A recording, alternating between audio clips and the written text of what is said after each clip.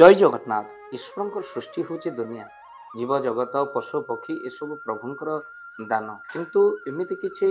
जीव जगत भितर अच्छा पशु पक्षी भितर अच्छा जो पशु पक्षी अत्यधिक शुभ होता आउ अनेक पशु पक्षी अच्छा जो मैंने घर को आसिले अनेक नकारात्मक शक्ति घरे पड़ जाए अनेक अशांति घर सृष्टि हो जाए अनेक विपदर संकेत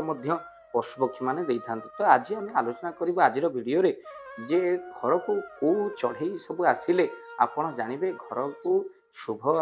संकेत किसी मिलूँ आग को लक्ष्मी बास होली आपण आगुआ संकेत पाँच भक्तबंधु जदि आपण घरे प्रथमतः देखा जदि सका आपण घरे प्रतिदिन काऊ आसुंच काऊ आसवा अत्यधिक शुभ अटे काऊ मृत्यु को टाड़ी दे काऊ को जो मैंने खाइबा दे संतुष्ट कर दियंती से पितृपुरुष को संतुष्ट कर दियंती कहीं पितृपुरुष रूप से काऊ के ही मना जाए खाली सेतिक नुह आप जानते ये काऊ जदि आपण खाइबा दे आपण प्रत्येक शनिवार आपण काऊ को खाद्य को दियंती प्रत्येक दिन दियंती आपण शनि आ राहुंकर खराब प्रभाव थे आपण कुंडली में ताहा निश्चिंत भल हो जाए तो यह हूँ राहु आ शनिकर प्रभाव हुए द्वितीय हूँ जहाँ आपण जानिक आनंदित हेबे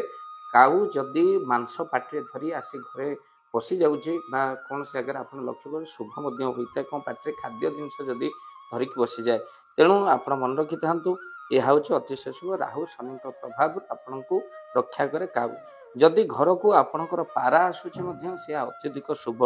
धला पार आहरी शुभ तेणु पारा आपण केबे भी मारे ना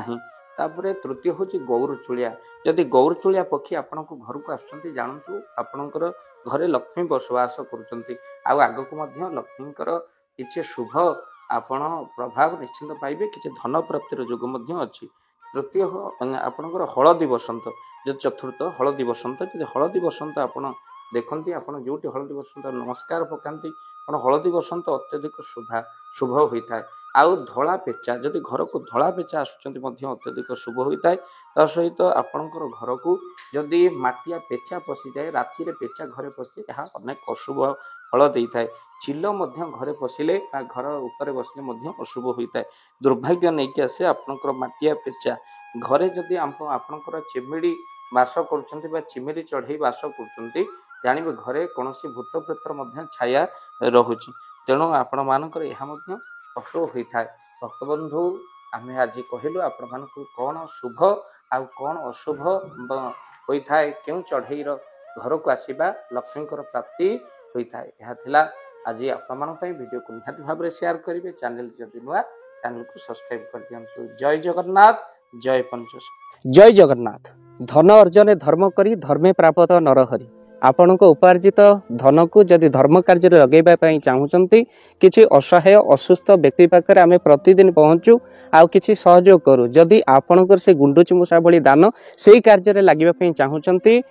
स्क्रीन रे चली ए नंबर रे एबे कॉल करंतु आमे दबु आपन को फोन पे नंबर आपनकर जेतिकी समर्थ रहिची बा सामर्थ्य अनुसार आपण प्रदान करिवे आपनकर अर्थ राशि एबे आपण जानि के आनंदित हेबे